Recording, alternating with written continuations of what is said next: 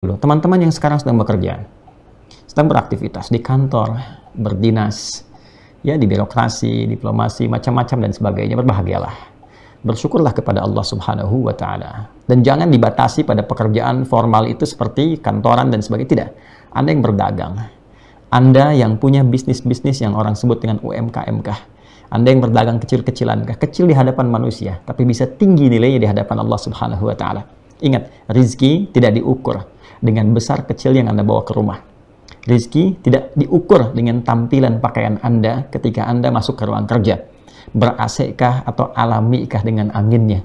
Terlihat kotorkah karena mencangkul atau bersihkah karena berdasi? Bukan itu poinnya.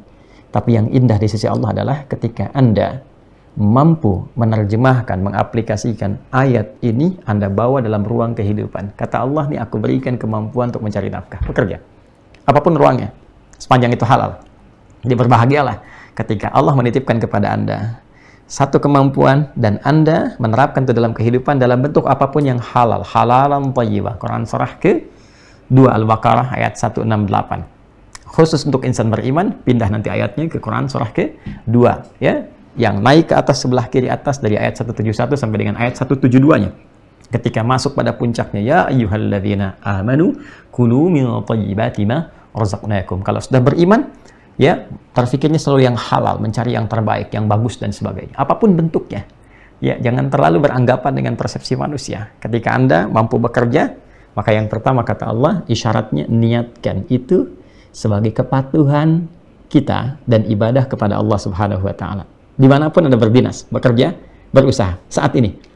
Ya, jangan sampai lupa sudah bekerja belasan puluhan tahun, menjadi ibadah nggak? Kalau nggak jadi ibadah, jadi dunia saja nanti. Nggak ada bentuk kepatuhan kita kepada Allah. Tapi kalau Anda berniat bekerja untuk menjalankan dan mempraktekkan ayat ini, maka setiap langkah yang Anda mulai untuk bekerja itu, dicatat itu. Allah perintahkan mencatat pada malaikat bernilai ibadah. Ya, berangkat. Ketika jadi kebaikan namanya hasanah. Catatkan 10 kebaikan. Quran surah ke-6. Ya, di surah Al-An'am ayat 160. Man jaa'a bil hasanati falahu asyru amthaliha. Ketika seseorang menjadikan perbuatannya sebagai hasanah, kata Allah, siapa yang mengerjakan perbuatan hasanah, diniatkan sebagai ibadah kepada Allah, maka dia mendapatkan 10 kebaikan.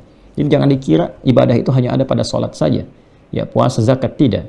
Anda bekerja sekarang pun bisa jadi ibadah. Ya, dapat gaji, dapat pendapatan, dibawa pulang ke rumah, itu dunia. Berkahnya bonus, tapi poin akhiratnya itu yang membedakan kita dengan orang-orang yang belum beriman. Maka yang pertama, niatkan. Pencarian nafkah itu sebagai ibadah kepada Allah Subhanahu wa Ta'ala. Ketika kita niatkan demikian, maka Allah akan memberikan segala ruang-ruang, kemudahan, kelancaran, dan yang paling penting ketentraman dalam jiwa.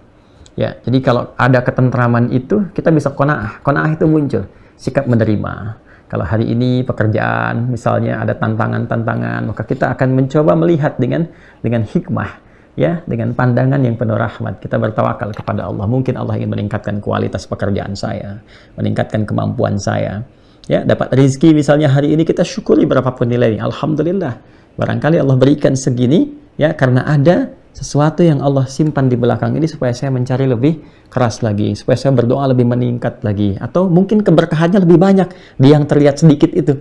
Ternyata dari situ ada kebersamaan, bisa makan bareng dengan keluarga, bisa menikmati yang biasa. Sehingga ketika kita memulai dengan sesuatu yang biasa, kita sudah tidak silau dengan yang luar biasa. Ya, karena sudah melewati semua tahapan-tahapan itu. Itu poinnya teman-teman sekalian. Ya, wabima anfaqu min amwalihim. Nah, setelah mendapatkan itu semua, baru kemudian amwalihim, himnya memang milkiyah, kepemilikan. Jadi harta yang didapatkan oleh suami dalam bekerja, ya kata Allah, itu hasil pekerjaan kamu, milik kamu. Tapi jangan lupa, ya harta itu bukan sekedar kepemilikan pribadi, tapi pencarian itu desainnya untuk dikembalikan kepada keluarga, untuk menjalani kehidupan keluarga yang sejahtera. Betul. Ya, tapi Anda jangan sampai katakan, ini hartaku, aku yang cari, aku begini. Ya benar, engkau yang cari. Tapi desain pencarian itu Allah berikan untuk kembali membentuk kehidupan keluarga yang sejahtera, dibawa ke rumah. Ya, jadikan dari situ nilai-nilai kebaikan dan sebagainya. Toh, jangan-jangan kemudahan Anda mendapatkan pekerjaan pun karena Anda telah menikah, berumah tangga, karena doa istri, doa anak-anak, dan sebagainya. Maka ada saham mereka dalam kesuksesan dan usaha yang telah Anda dapatkan. Itu poinnya. Jadi, yang pertama, teman-teman berbahagialah.